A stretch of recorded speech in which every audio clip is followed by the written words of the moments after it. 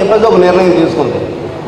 ఆ నిర్ణయం తీసుకున్న తర్వాత మళ్ళీ ఓ మీటింగ్ పెట్టి మాతోటి మళ్ళీ అసెంబ్లీ సమావేశం పెట్టి ఈ 5%, 10%లో 5% రిజర్వేషన్ లోపలికి ఇవ్వడానికి అని చెప్పేసి ఒక తీర్మానం చేశారు.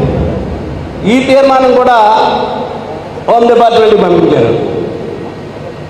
ఈ రెండు తీర్మానాలు చూసిన తర్వాత వాళ్ళు చెప్పింది ఏంటంటే 5% రిజర్వేషన్ ఇవ్వాలని చెప్పేసి ఒక రకంగా తీర్మానం పంపించారు. 10%లో 5% అని చెప్పేసి ఒక తీర్మానం పంపించారు. దీని మీద మీరు క్లారిటీ ఇవ్వండి అని చెప్పేసి వెనక్కి రాశారు. వాళ్ళు వెనక్కి రాసినటువంటిది మాకు ఎవరికి తెలీదు. ఈ లోపల ఎన్నికల నోటిఫికేషన్ వచ్చేసి ఎలక్షన్కి వెళ్ళిపోయాం. ప్రభుత్వం ఓడిపోయింది. ఇదేదో చాలామంది చంద్రబాబు నాయుడు గారు 5% రిజర్వేషన్ ఇచ్చారు, 5% రిజర్వేషన్ ఇచ్చారని చెప్తున్నారు.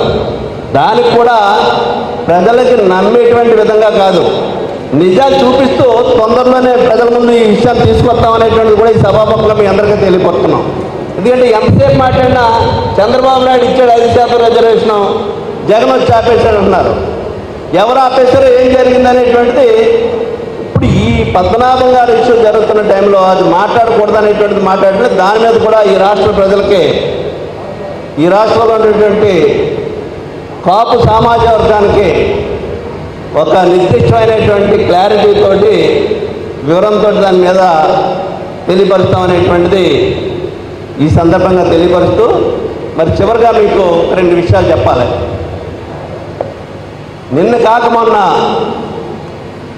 గుంటూరులో జరిగినటువంటి ఒక సమావేశంలో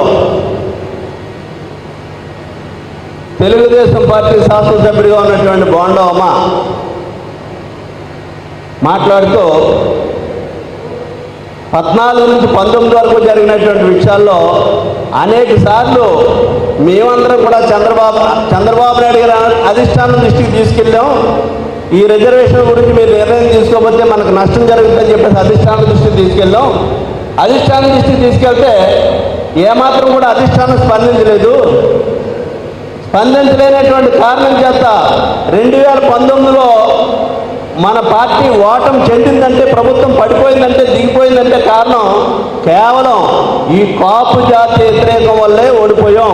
కాపులు వాళ్ళని విస్మరిస్తే ప్రభుత్వాలు కూలిపోతాయని చెప్పేటువంటి విషయాన్ని బోండా ఉమా గారు నేను 2 రోజుల క్రితం చెప్పాను. దాన్ని 100కి 100 పాళ్ళు అది నిజమైనటువంటి చెప్పడానికి 89లో ఎన్నికలు వచ్చినప్పుడు 86లో 87 రంగా గారు హత్య, 88లో రంగా గారు హత్య జరిగిన తర్వాత 89లో ఎన్నికలు జరిగితే రంగా గారు క్షమించాలి, రంగా గారు హత్య జరగలేదు, రంగా గారు చంపబడ్డారు. రంగాన్ని చంపేసిన తర్వాత ఈ రాష్ట్రం అల్లకొల్లోలం అయిపోయింది. ఈ దేశ చరిత్రలో ఎక్కడో లేనటువంటి విధంగా ప్రజలు రోడ్డు మీదకి వచ్చారు అన్ని వర్గాలను. వెంటనే వచ్చినటువంటి ఎన్నికల్లో తెలుగుదేశం పార్టీ నామరూపాలు లేకుండా పోయినటువంటి పరిస్థితి ఆ రోజు మనం చూసాం 89 ఎన్నికల్లో. ఒకసారి కాపులు ఎటువంటి జరుగుతుందని చెప్పడానికి పిఆర్పీ ఎన్నికల్లో కాపులందరూ ఒక సైడ్ అయిన తర్వాత తెలుగుదేశం పార్టీ ఓడిపోయింది.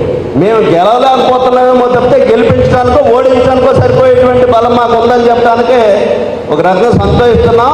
ఆ స్థాయికి రీచ్ కాలేకపోయామనేటువంటి దాన్ని సిగ్గుపడుతున్నాం.